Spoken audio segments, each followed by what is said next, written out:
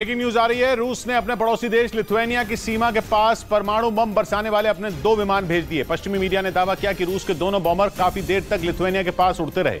Lithuania NATO का सदस्य है और अगले हफ्ते वहां नेटो की एक समिट होने वाली है। पश्चिमी मीडिया ने दावा किया कि इसी बात पर रूस आग बबूला है, इसलिए उसने लिथुआनिया के करीब अपने बॉम्बर उड़ाए ताकि नेटो को अपनी ताकत दिखा सके।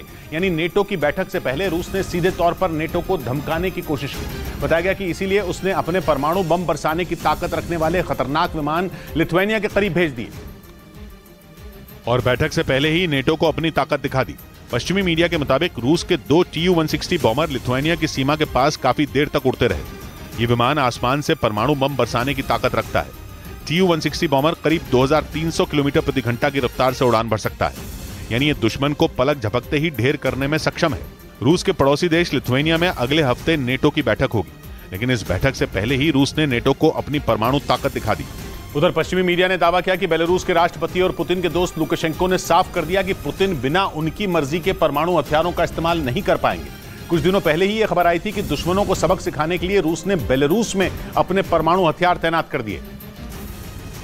लेकिन पश्चिमी मीडिया के मुताबिक अलेक्जेंडर लुकाशेंको ने अब पुतिन को जोरदार झटका दिया। बेलारूस के राष्ट्रपति अलेक्जेंडर लुकाशेंको पुतिन के वो दोस्त हैं जो उनके साथ हर हाल में खड़े रहने की कस्में खाते आए हैं। यूक्रेन जंग में लुकाशेंको पुतिन के सबसे बड़े मददगार रहे हैं। पुतिन ने उन पर भरोसा करके ही बेलारूस में परमाणु हथियारों को तैनात करने का फैसला किया, क्योंकि उन्हें उम्मीद थी कि जरूरत पड़ने पर वो बेलारूस से ही दुश्मन देशों पर हमले कर सकेंगे। लेकिन बताया गया कि अब अलेक्जेंडर लुकाशेंको ने साफ कह दिया कि बिना उनकी मर्जी के पुतिन परमाणु हथियारों का इस्तेमाल नहीं कर पाएंगे। इस बीच पश्चिमी मीडिया ने दावा किया कि रूस के डूम्सडे प्लान को बाल्टिक सागर के ऊपर ब्रिटेन के लड़ाकू विमानों ने घेर लिया।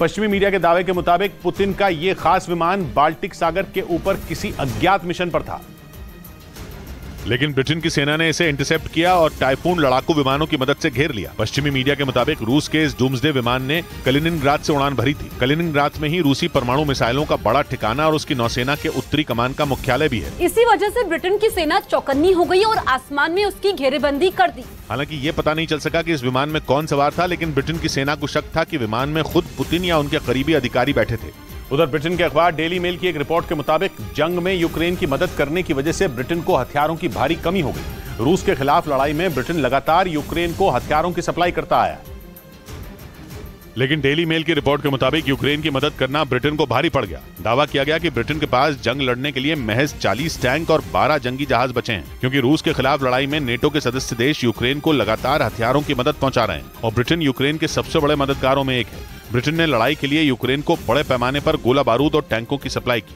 लेकिन दावा किया गया कि मदद के चक्कर में अब ब्रिटेन खुद हथियारों की कमी से जूझने लगा है।